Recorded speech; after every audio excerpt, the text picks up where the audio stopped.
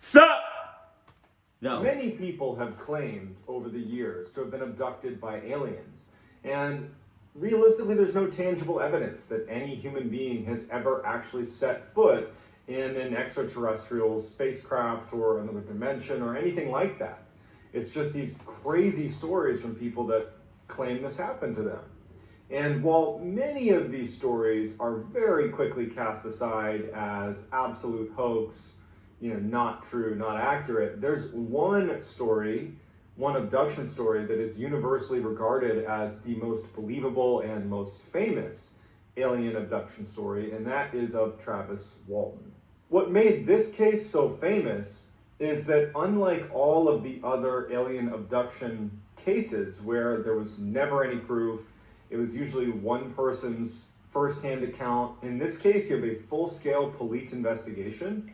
You have up to 16 lie detector tests that were taken by Travis Walton himself, along with the other witnesses and people that were there.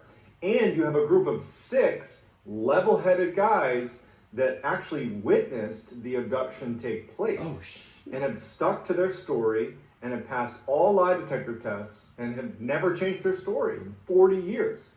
And you would think that at some point you might change your story because they came under incredible scrutiny. I mean, it basically derailed most of their careers and their lives because they were labeled as crazy people for believing that a UFO had abducted Travis Walton. I mean, in a way, they became famous, but in all the worst ways. So you have all these elements that make this story seem fairly credible. And even if this wasn't an alien abduction, let's say, how do you account for the past lie detector tests that are talking about UFOs? How do you account for the fact that Travis Walton was really missing for 5 days and has no idea where he was? And there was a full search effort to find him in the area where he would have been. So lots of unanswered questions, but the story itself of when he was actually abducted, and then his own story about what happened. What? Would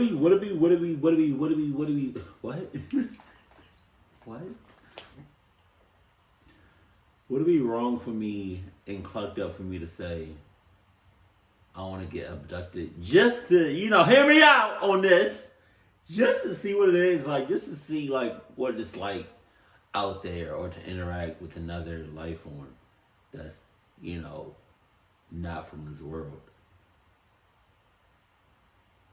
Like, I don't know if I ever told y'all this, but, like, when I die, whenever that is, I want to be able to, like, jump from planet to planet, universe to universe, galaxy to galaxy, because it's like, they make it seem like space is just everlasting. It keeps going forever, and it just keeps growing, which is, infinite amount of, like, planets and universes and galaxies and stuff like that. So, like, if there's a universe or world that has like, Jimmy Neutron or Timmy Turner. Timmy Turner. What? No, but, like, that'd be dope as hell to, like, be in the same universe as, like, the Fairly Odd Parents. Oh my God. That'd be dope as I would love to be just in Jimmy Neutron's world. Oh my God. Okay. And once he had been abducted, it makes for just an incredible story. It's been converted into books and movies, and to this day, it remains one of, if not the single most fascinating, purported alien abduction stories ever. But before we get into today's story, if you are a fan of the strange, dark, and mysterious delivered in story format, well, then you've come to the right channel. You can tell that this is old too. You can just, I don't know, like, it's just the way he's talking, his face, the green screen. I can see, like, a little shadow in the back of, his body. I can't really see it in his newer videos, but, like, I can just tell that it's old. He's been doing this for a while. Respect. That's all I do, and I upload 3 to 4 of these stories every week. So if that's something that interests you, I would encourage you to gently extirpate the like button and then subscribe to my channel and turn on all post notifications so you don't miss any of my weekly uploads. All right, let's dive into the story. By 1975... Wow, this is so old. I was so ready to do the... I'm going to still do it, though. Hold on. It's awkward. It's awkward, I know, because you only hear the music. Travis Walton, who was 22 years old at the time, had developed a bad boy reputation in his hometown of Snowflake, Arizona. Snowflakes. You know, he rode a noisy Harley Davidson motorcycle through town. He was a wild bull rider, and he was a boxer. And there was a story about Travis when he was with his friends in a car and they were driving down this road and a bear jumped out of the woods and landed in the middle of the road and was just standing there. And Travis, without any hesitation, leaps out of his car and chases after this huge bear and scares it into the woods, and in fact chased it up into the woods. All right. So, all right. He a clucky. I'm not even going, you know what I mean? He a clucky. Like, you could have, that was already bad enough that what you did, but like, it was even more worse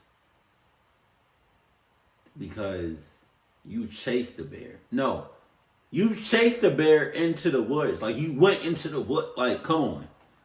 This was just known as this kind of rebel, you know, problem child a little bit. But he was beloved by his friends. He was just like one of those cool guys that just, he did it his own way. So Travis and the 6 other men that he worked with were loggers. They were given contracts and they would go out and they would clear trees in a certain area. They were not big time with huge equipment to do this. We're talking chainsaws, you know, regular saws and axes.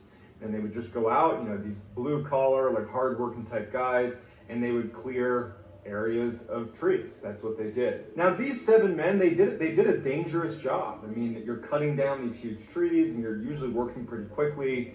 You know, you're operating, you know, chainsaws that are pretty dangerous. And Mike Rogers, who was the crew boss, who was there the day of this event, he described in a number of his interviews that, you know, the men that he hired to do these jobs, they needed to be incredibly level-headed. It did not strike you as people that would have this fantastical, you know, alien encounter story. On November 5th, 1975, Mike Rogers was given a contract to clear out this huge 1,200-acre plot of land inside of the Sitgreaves National Forest.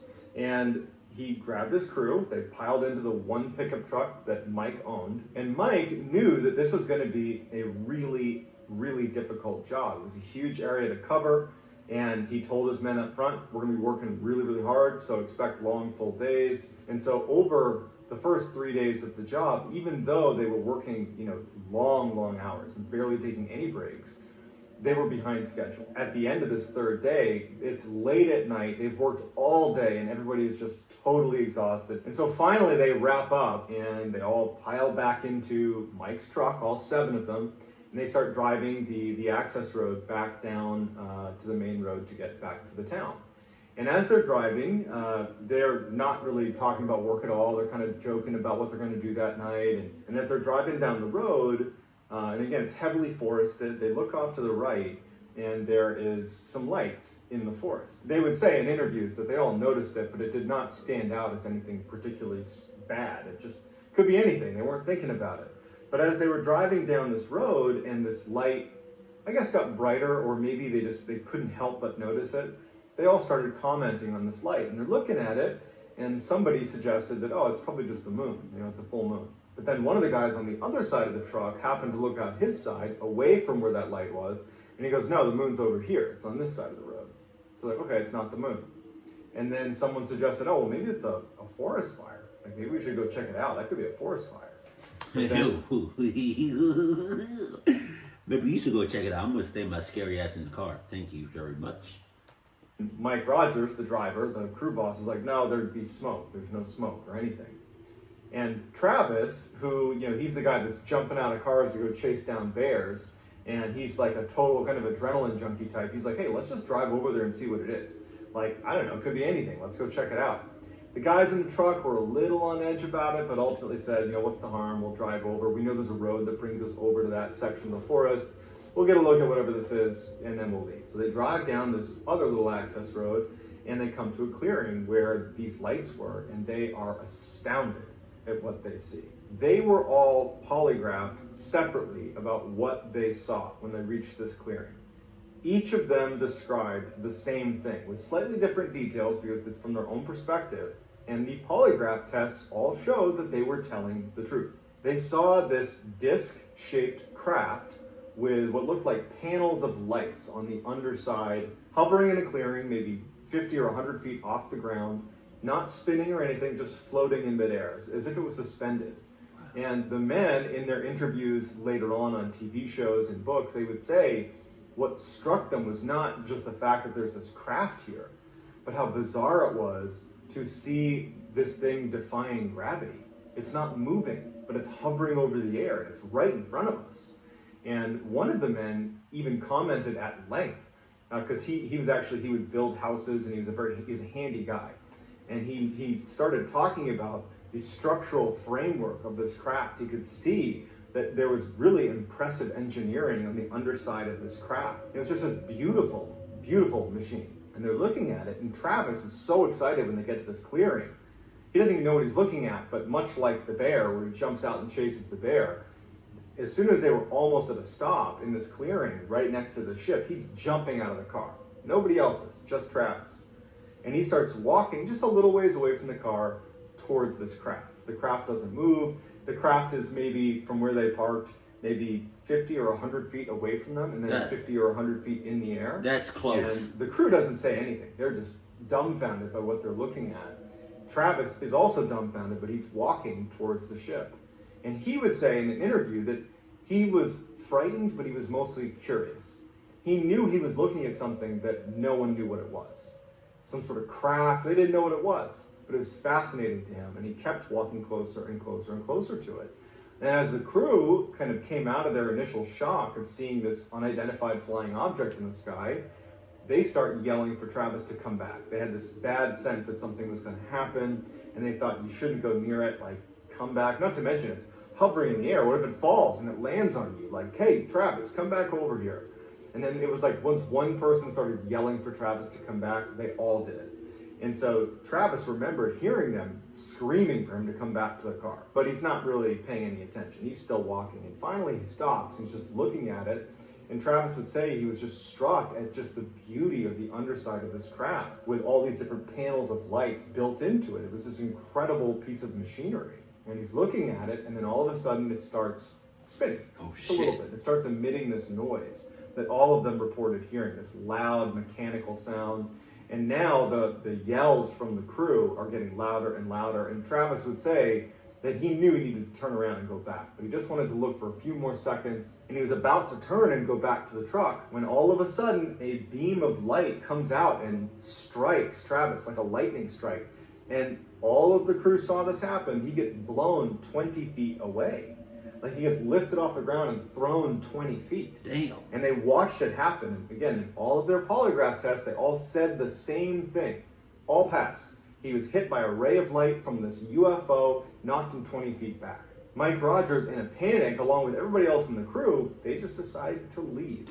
And they're convincing themselves, as Mike is driving away like a maniac, leaving Travis behind, they're convincing themselves that he's dead already. We just watched him get shot by something. We don't know what that is. And they're freaked out. They don't even know what they saw. They're crying. They're hysterical. These are grown men, just absolutely terrified. And they're driving a little ways until finally Mike just hits the brakes and he stops. And Mike is like, we have to go back for him. He was like, if you guys want to stay here and wait for me, that's fine. But this truck is going back to get Travis. And so the idea of waiting out in the open after seeing what they just saw was even worse than going back. They wanted to stay together. So a little bit begrudgingly, although they knew they needed to, they all got back in the truck, turned around, and started driving back up to the UFO site. As they make it back up, they notice that there is no lights up there. The craft is gone, and there's no Travis. And they get out, and now Mike is uncontrollably crying because he feels like they just abandoned him, and where did he go? Everybody else is in shock. They can't believe it. They start screaming for Travis. They're running around the woods, yelling for Travis, looking for signs of Travis. They really don't know what happened, but they know Travis is not here. And after a little bit of time of looking, they're like, we have to tell the police. And they knew that it was going to be bad for them when they told police. The story is a UFO came and zapped Travis and now he's gone. That doesn't really sit well with police. But they knew, because they wanted to find Travis and they were very concerned about their friend, they knew they had to tell police. Mike and a few of the crew were just unable to even think. They were crying, they were upset, and so finally they get to a payphone, the first payphone they saw, this is 1975, and Ken Peterson, who was this very kind of simple, matter-of-fact guy, recently married, just very simple guy, very level-headed guy, he decides to call the police because he's the only one who is, I guess, composed enough to do it. And so he calls the sheriff's department and he says, you got to come out here. We can't find our friend Travis Walton. We'll have to describe it to you when you get here because trying to do it over the phone is not going to do it justice. But he's gone and we don't know where he went. So shortly thereafter, Sheriff Marlon Gillespie and Ken Copeland, their partners, they show up at this rest stop where this payphone was, and they get to the scene. They see Ken Peterson, who made the call to them, and they're like, all right, tell us what's going on. The crew has now gotten out of the truck. They look distraught, for sure. And Ken begins to try to describe what happened, but he hasn't said UFO, he hasn't said aliens, he's just said, we were up at the logging site, we had a contract up there, and then, just, it's hard to describe, and Mike Rogers jumps in, he's like, we saw a UFO, and a ray of light hit Travis, and then he disappeared. And the sheriffs are looking at them like, really? And so they stopped them and were like, all right, I need to search your truck to make sure you guys aren't under the influence of something. And they're like, we haven't done anything. We've been working all day. They searched the truck, nothing. They checked each of them to see if they're sober, and their field test showed they were all sober. And the Sheriff Gillespie, who was the overall in charge sheriff, even though he was a total skeptic, and so was Sheriff Copeland as well, he would say about that first engagement with the 6 crew members that they were obviously shaken up by something. Something had happened. They don't know what it was, but they were shaken up. And what Sheriff Gillespie believed was that they were creating a hoax to cover up a real crime. He believed that they had harmed Travis Walton, and they were using a UFO to cover it up. But he also was thinking to himself, like, this is a bad hoax. It's not very well planned. They don't really have their stories really lined up particularly well. They're not doing a good job explaining it. The only thing they're doing well is acting scared. A couple hours later, the sun's starting to come up because it was super late when all this happened. And Sheriff Gillespie and Sheriff Copeland have organized this huge search effort up in the forest where Travis had gone missing. And the crew members, they're all there as well. A bunch of volunteers showed up and they are scouring the area.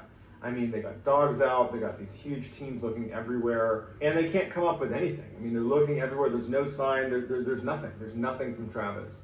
And so while this is all going on, Sheriff Copeland and Sheriff Gillespie have started coming over to Mike Rogers and the rest of the crew and being like, hey, if you just tell us where Travis Walton's body is, like, we'll go easy on you. Oh, what? We know you did it. And they can feel that the pressure is really mounting, that if they don't find Travis, even though they didn't do anything, according to their story, they're going to face serious repercussions because that's the way the world works. You don't get to say aliens did this and not have any blame placed on you because there's no proof. They just have their own eyewitness testimony, that's it. And so the crew has started to become very worried about what's going to happen. They're worried about Travis, of course, but they're starting to see that, like, they're going to be prosecuted for this unless they find Travis. And so they're all very stressed out, and they noticed during the search, this first day of searching, that these 3 guys wearing red jackets had these tools that were scanning the ground, almost like a metal detector. And Mike Rogers, he was hoping that during this investigation that they would have people come out that were like paranormal investigators. I guess maybe he was naive to think that the police would actually do that.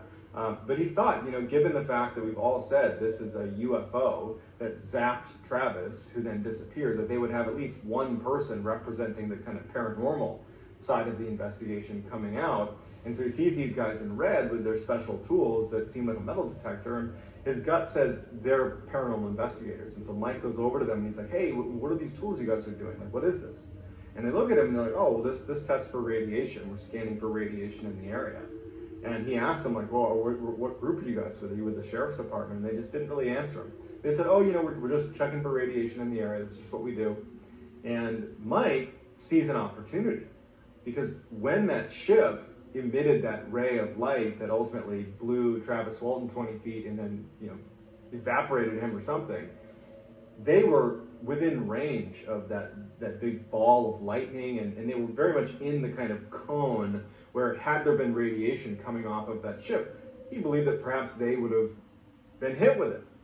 And so he asked the guys with the red jackets on their little radiation tools to scan the crew's jackets and bodies to see if they were radioactive.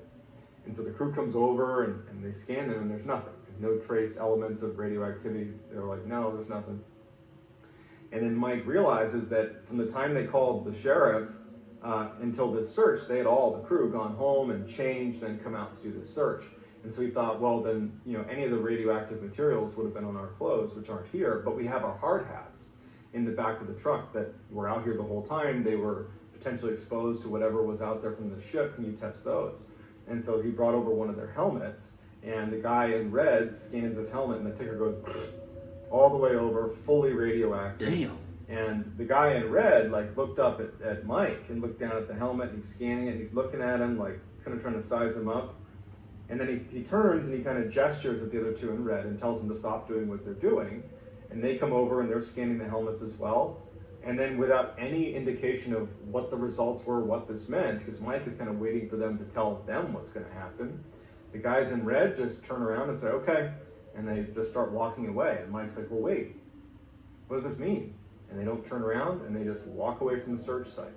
And so the other crew are watching this happen too. And Mike and the crew are trying to get. So wait a minute, the radioactive, the radiation people, they wasn't with nobody. They just came to the scene. I don't know what. I don't know how I feel about that. And then they try to get answers, but they just walk away. What? They come back, but they're not turning around. They're just leaving, and then they're gone.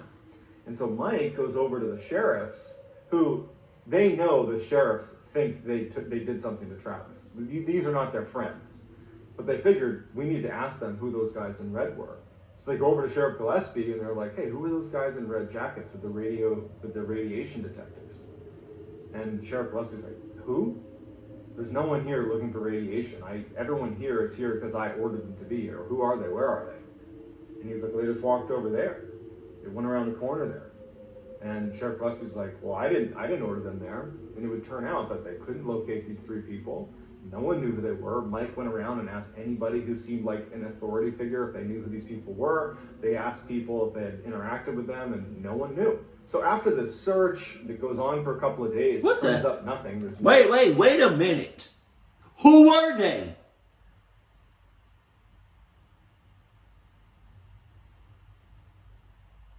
If anybody knows anything about this story in detail, who were the people in red hats with the doing the radio waves, the radiation? Who was that?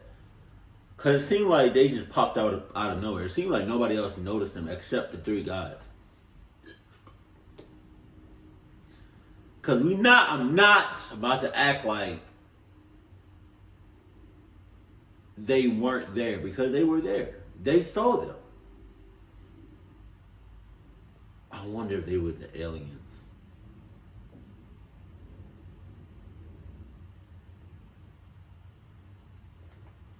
Sign of Travis, the town of Snowflake, Arizona really turned on the 6 crew members. Everybody believed that they had done something to Travis. That this UFO thing was a hoax, and that they harmed Travis, and they were using this as a cover-up. And the sheriff department, they really perpetuated that. They were pretty open about, this is not a UFO situation, this is not an alien abduction, this is a missing person case, and frankly, we believe the UFO thing is a hoax. national and international media had picked this story up, and it became this massively viral story all over the world. And news media outlets are converging on Snowflake, Arizona, and they're inundating the sheriff's department with requests for more information about this alien abduction, and it's really frustrating the two sheriffs who were leading this investigation, Sheriff Gillespie and Sheriff Copeland. And they were already skeptical and really upset about feeling like they were being taken advantage of by these crew members, this hoax, right? That's what they believed it was. And so Sheriff Gillespie and Copeland decide, you know what, we're going to just cut through all the BS here, and we're going to make these boys take a lie detector test. So they go out and get one of the country's best polygraph examiners to come in and administer a lie detector test on each of the 6 crew members. And so one by one over the course of the day, each crew member was tested for 2 hours, same questions, all centering on the criminal side, the kind of foul play angle for Travis Walton. They all go through it. And it turned out that 5 of the 6 had all shown that they were telling the truth. And the 6th person, it was just inconclusive. It didn't mean that he was lying. It just meant that the test wasn't done very well. And this polygraph examiner had anywhere from a 92 to 98% accuracy rate. He was one of the best in the country. And he even would say, like, it would be so difficult to fake that. To have 5 people, let's say this is all a big hoax and they harmed Travis Walton. It would be almost impossible to have 5 people be able to pass my examination and have nobody slip up. They were telling the truth. And so the examiner tells the sheriff, and the Sheriff Gillespie is dumbfounded, because he believed that they were going to find out they were all lying and that this could just be a pure criminal investigation, and it would be, let's go find Travis Walton's body. But now the examiner's saying they're telling the truth. And so Detective Gillespie and his partner are like, now what do we do? And then 5 days after Travis's disappearance, Travis shows back up. During numerous interviews, Travis would say that he remembers waking up on a road, and he didn't recognize where he was, but it was nighttime, it was raining, and he sensed a very bright light above him. And so as he's laying, he kind of turns his head to look up into the sky, and he sees what looks like the underside of that ship, because he remembered how struck he was by the beauty of the kind of engineering underneath that disc UFO they saw in the forest. It looked the same. His vision was not great, but he's looking up and he's pretty confident that's what he's looking at. And then it flies into the sky and it's gone. And he's left in total darkness on a road in some place he doesn't know. And he remembers standing up and feeling very weak and depleted and dehydrated. And he just knew that he had to get to civilization. He had to just go in a direction and find someone who could help him, because he's so weak and he would die out there if he didn't find someone who could help. And so he musters his strength to stand up, and he starts kind of staggering down the road. And eventually, through just adrenaline, he just starts running. And luckily, he sees up ahead there is a rest stop. And at rest stops, there's payphones. And he makes his way down, and he goes to the payphone, and he has change in his pocket still. He puts it in the payphone, and he ends up calling his brother. And his brother he can't believe he's talking to Travis, because Travis is probably supposed to be dead at this point. He didn't believe it was Travis. I wonder if the aliens took him somewhere.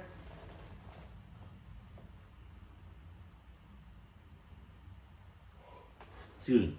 I wonder if the aliens took him somewhere for like years. Months.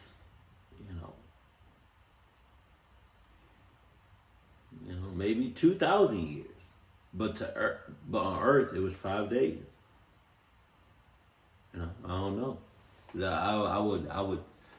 I would not put that past you if they took him, and in their world, they was like they were gone for 6 months.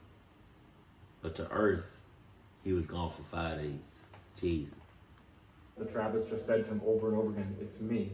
They brought me back." And he tells him where he is, because now he recognizes that this rest stop is actually in Snowflake, Arizona. When his brother picks him up, Travis would say that he believed that this was just minutes after, the initial abduction.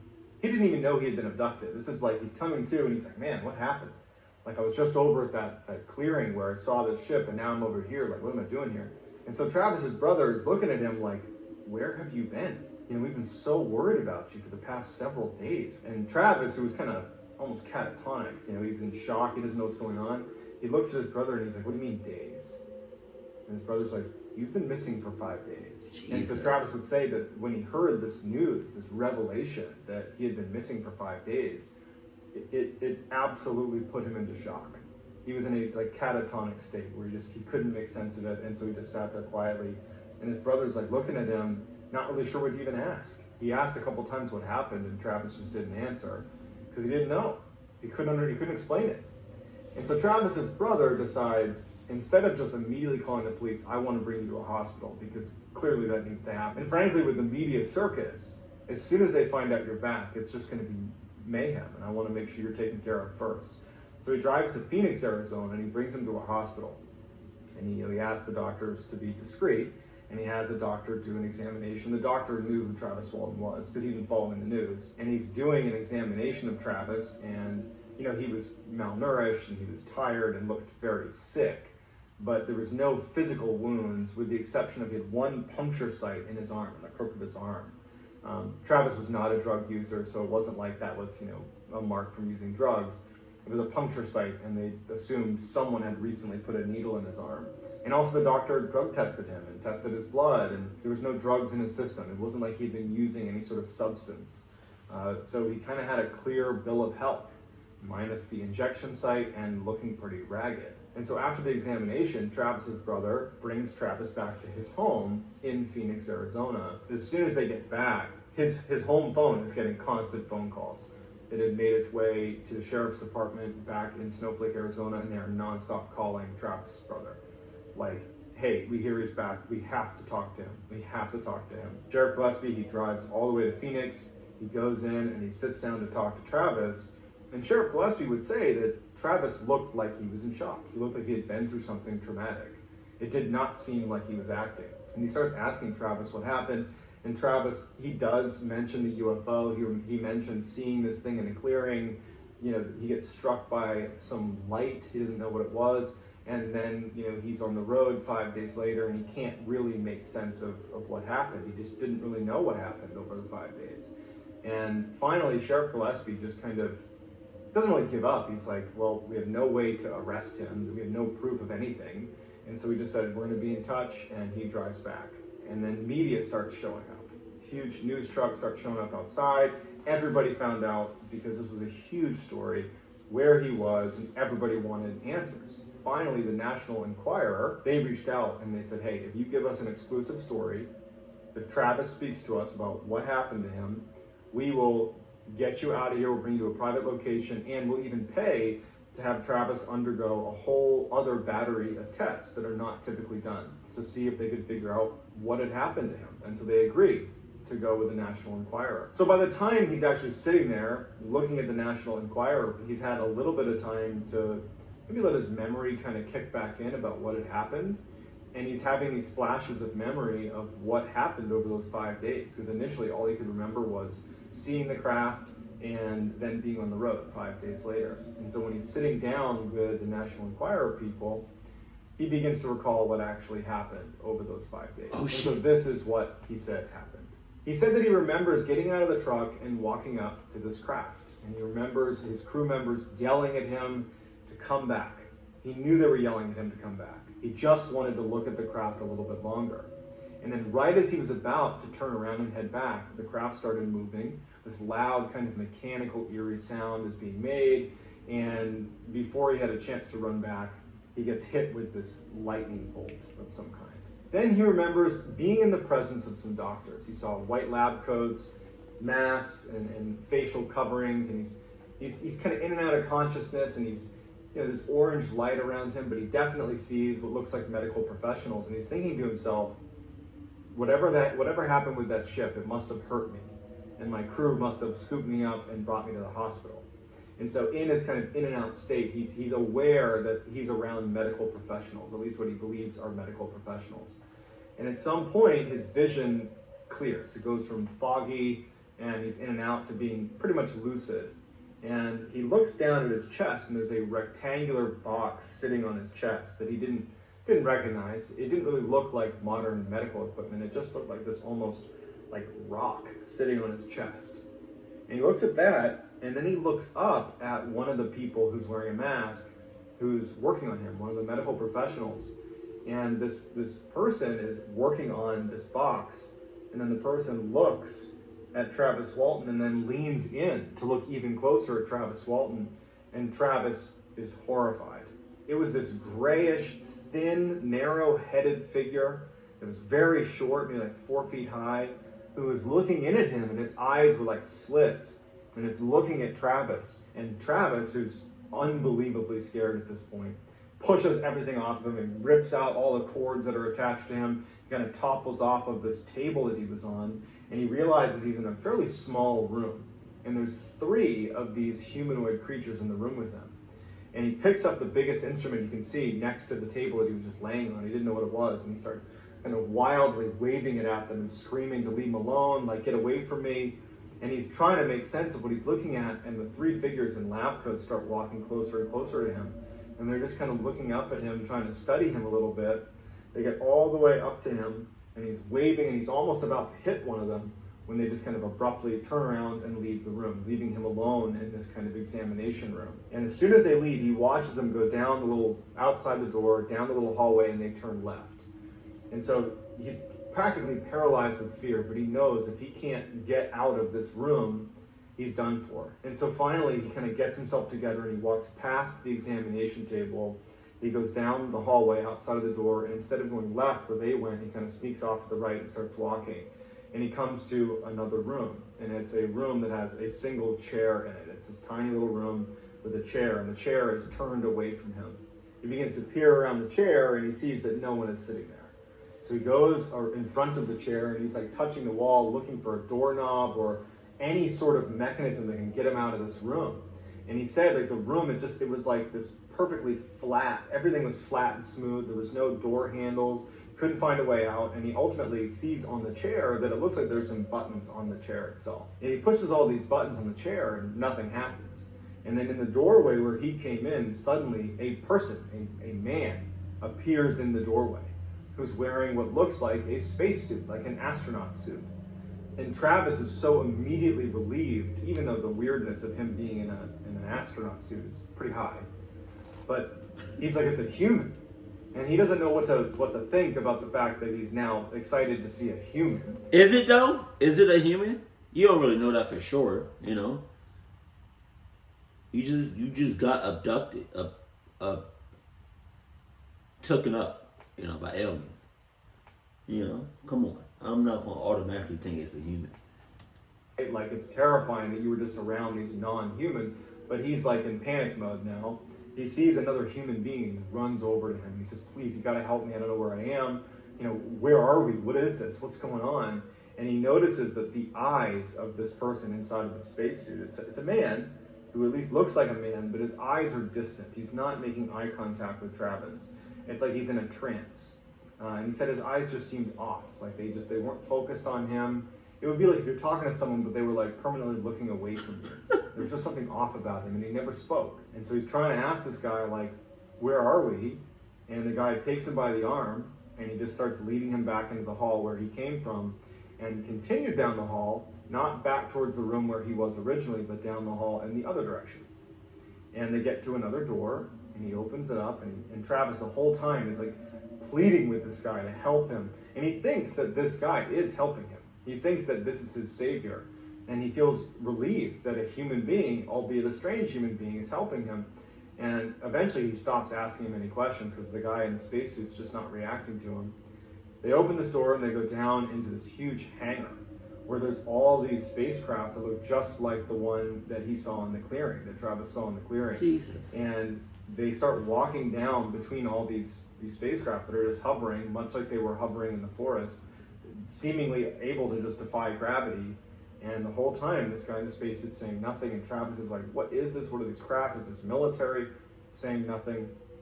They walk to the far side of the hangar, and they open up another door, and they go into another bright white room. And there's 3 more human-like people with a strange eye thing going on in spacesuits that are standing there next to another medical table, and they're looking not at Travis, but their bodies are aimed in the direction of the door they came in through. Travis goes in and he sees these 3 and he thinks these people are here to save me. Like, again, I feel relieved to see humans, albeit strange humans, but nonetheless humans. And the guy who had brought him in there continues to lead him over to the three other people, and they pick him up and they put him on the table, and he starts kind of resisting because he doesn't know what they're doing. They're not speaking. He said, "What are you doing?" And they force him onto this table, and he's feeling pretty weak at this point. And they take a gas mask and they put it over his face, and then he blacks out. And his next memory after that is when he woke up on the road and had the light above him that flew away, and he had to run down to the payphone to call his brother. Travis did not immediately go and speak to the crew members that were there that night. It took quite a bit of time. He was talking to press, he was doing interviews, the police wanted to talk to him. There was a lot going on, but he eventually got together with the other 6 crew members, and they all met up at Mike Rogers, the crew boss's house, and they just said, "You got to tell us what happened." And so he sits down and he tells the story. All of them believed him. They didn't want to believe him, but they believed him because they saw the first half of the story. They saw it for themselves. And once he was done telling it, they didn't really have that many questions. They just felt bad. They felt like if they had just stayed there and taken Travis, he wouldn't have been taken, but they didn't know that. And so all of them would leave Mike's house that day, and they would all go their separate ways. They did not stay in touch. They went their separate ways. It was like this hugely traumatic event that even to this day, 40 plus years later, when they talk about it, they're often brought to tears. Ken Peterson, his interviews are particularly striking because when he talks about it, he's an older man now. He says, "To this day, I'm scared to look out my window because I'm afraid I'm going to see a spaceship." And he starts crying when he talks about it. I mean, this had a profound impact on these 7 men, and some of them didn't do so well. This whole story, it ruined their credibility. Even though this is the most believable alien abduction story, the truth is most people think it's a hoax. One of them, like his own family, basically disowned him because they felt so embarrassed about this whole story and they don't believe him. So if this was a hoax, like to what end? What did they get out of it? Nothing. It damaged their lives. Following this case over the span of 40 years, there would be 16 lie detector tests taken, 5 by Travis Walton and 11 by the remaining crew, and they would all pass. The one member of that initial polygraph set, when 5 had passed and 1 was inconclusive, he was retested, the same exact test, and he did pass. It's just one of those things where we're left with this incredible story where modern technology says they're telling the truth, but we can't fit that truth into what we think of as normal life. And so we've just decided that there's going to be a group of people that believe and there's going to be a group of people that don't. And you're left to pick which side you're on. So I'd love to hear what side you sit on. Was this a hoax? No. Was this an abduction, or was this something else? Let me know in the comments what you think, and I'll do my best to get back in touch with you. And if you haven't already, please gently extirpate the like button and then also subscribe to my channel, turn on all post notifications so you don't miss any of my 3 to 4 weekly uploads every week. If you want to get in touch with me, you can message me on Instagram. My handle is johnballin416. I'm also very active on TikTok, where my handle is Mr. Ballin. That's going to do it, guys. I hope you enjoyed it. Talk soon.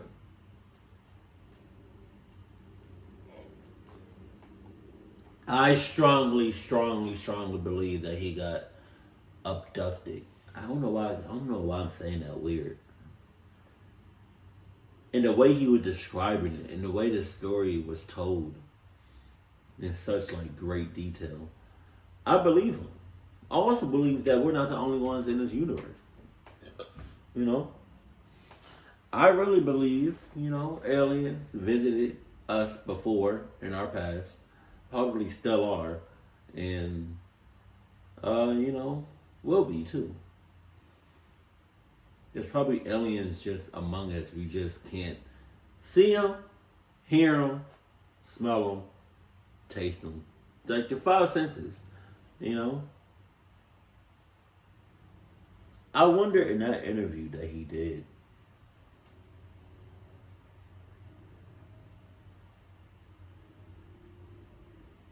I wonder if his full interviews on YouTube. Maybe I can react to that if y'all want me to react to it. But it was just you gotta be crazy to not think that to think that we're the only ones in this universe. Yeah, it'd be crazy. I strongly believe in UFOs and aliens.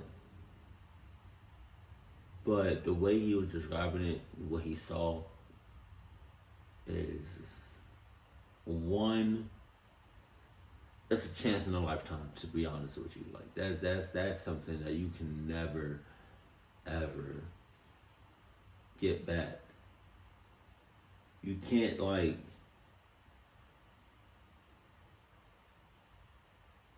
I think that was just a once in a lifetime thing.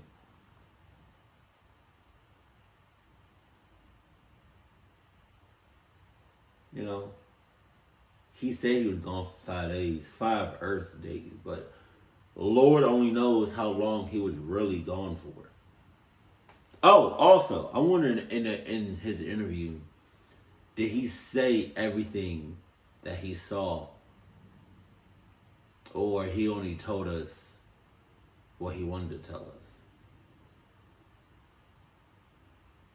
But even then, what if you had your phone on you? What if it happened today? Somebody got abducted today or whatever. Just take out the phone. But even then, even if you took pictures of the UFO on inside the ship and all that, took videos and stuff, people would believe it would be fake. Granted, it would look realistic as hell. You know what I mean? Because we coming to the point where CGI in real life is kind of on the same level type shit. Jesus. But I believe him. Let me know do y'all believe him? Let me know in the comment section below. But as always, keep it cool, keep it classy, and I love you. Stay happy, my family.